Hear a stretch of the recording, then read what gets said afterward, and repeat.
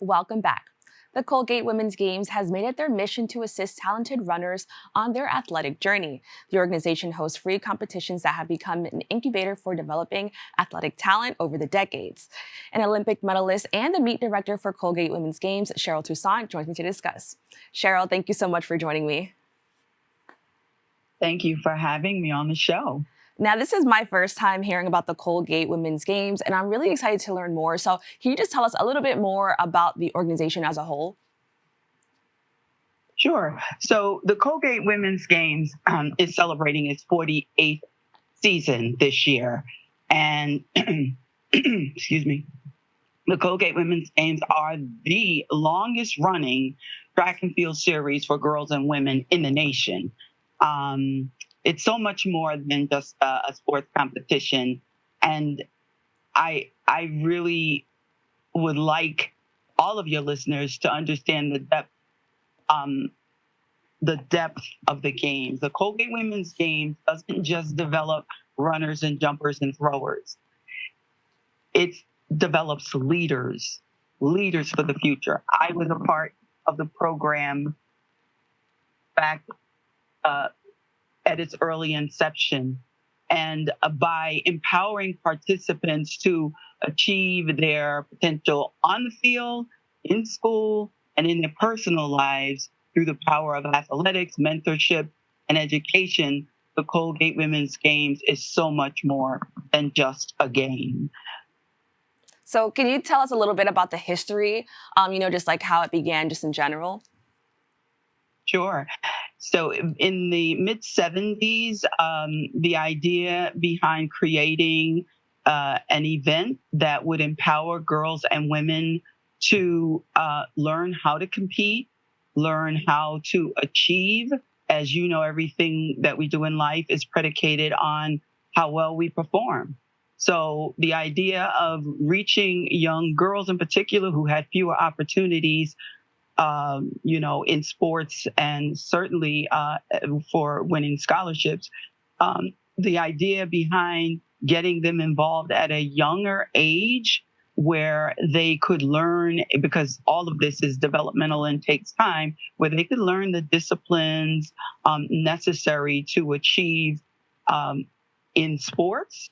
And of course, what you learn in sports, the disciplines, transfers over into other aspects of your life. So the idea behind it was to create a platform and an opportunity where girls could not just learn how to compete on the track, but that they would also be inspired to pursue higher education. And so the Colgate Women's Games was born out of that philosophy, so to speak. Fred Thompson, who is the founder and former meet director of the games. He and Colgate-Palmolive collaborated on the idea. Colgate-Palmolive is the title sponsor of the event, and the rest is history. So this program, the Colgate Women's Games,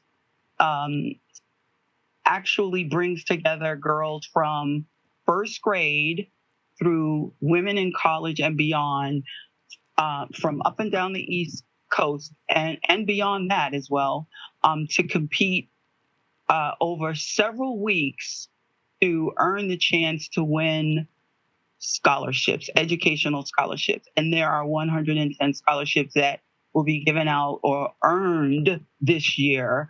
And this year, the scholarship values have been doubled.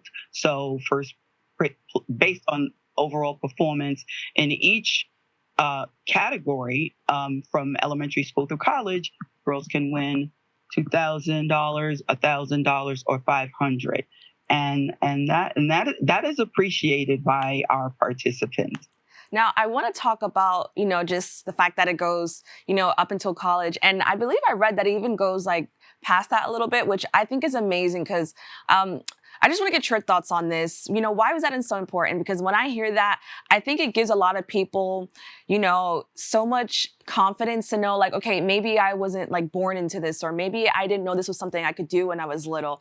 So can you just talk about the importance of having that accessible to people from, of different ages? Absolutely. So the series is designed to allow a girl to develop. It initially was started out um, just a few grades, and it was so popular. It was expanded shortly after to include women who competed in their earlier years as a student, but wanted to still remain involved in the sport because they gained so much out of it, and they also many of them wanted to um, participate and sort of be a role model for their daughters or younger sisters, or and so it just sort of evolved to where this event encompasses all women of any age who really has the desire to stay fit, stay healthy, and just remain competitive. It's sort of like Colgate Palmolive's philosophy, I should say, is to reimagine a healthier future for all. And that is truly what's going on with the Colgate Women's Games. With the support of Colgate Palmolive, we've been able to help young people and women who want to stay involved and be a part of the community that's building this event and continuing this event as long as they so choose. Now, I think it's really cool that the competition is free. I know for a long time, myself and maybe other people thought, you have to come from money to, kind of excel maybe in this area. Can you just talk about, is there any challenges for, athletes who may come from lower income communities? And why was it important to kind of make sure that, multiple people had access to something like this? Right. So the program is totally free to participate in or to attend and watch. And track and field is a sport where anybody who has the interest, the desire, and the ability to get out and be physical, work out, and run, or jump or throw, because it's not just running. There are field events as well. They can be a part of this. There are no expensive gym fees, or aside from just training facilities. The cost to compete in the Colgate Women's Games is free, and so that is a really big thing for many of our young girls who come from families and backgrounds where it may be a challenge to be able to afford to pay to be a part of something like this. So, it kind of levels the playing field for girls who want to participate in organized sports and the Colgate Women's Games because they don't have those barriers in front of them. They can just go out and be a part of the competition. They do not have to be a part of a club, although most girls who get involved and who want to stay involved and want to get better, they do seek out coaches. And coaches, of course, are among the best mentors in the business because they know exactly how to help develop the physical talent and, of course, take them through the growth in the sport to become better athletes and better people. And, of course, with the Colgate Women's Games, the juggling act, the really serious juggling act, is to be able to make sure, or track and field in general, is to be able to make sure that you balance your athletics with your academics, because this is going on in real time while kids are going to school and having to do homework and study and all of this. So it's just really quite a lesson in learning how to navigate, manage challenges, busy schedules, and to remain positive and forward thinking in all of this, because all of it's a process. Right. Now, how does one register, to be a part of this program? Great question. So we actually kick off the series in April, this weekend, and registration for the games first requires anyone who wants to participate to complete an entry form. Go to www.colgate colgatewomensgames.com and just complete an entry form. It's very easy. Once you complete that entry form, then on the day that you want to compete, April 23rd is an opportunity for girls who want to come out then. They must be there before 9 o'clock. The competition takes place at Queens College in Queens, New York. Preliminary meets are open to any girl that wants to participate, but they must show up before the competition starts on that day. So showing up before 9 o'clock is key. Doors open at 8, and they can pick up their competitor packet, which includes a free T-shirt and bib number. They have to wear that to compete so we can identify them, and they're good to go. Now, we're almost at the end of our segment, but I just want to hear from you, why is it so important to have an area dedicated, in sports for women and girls?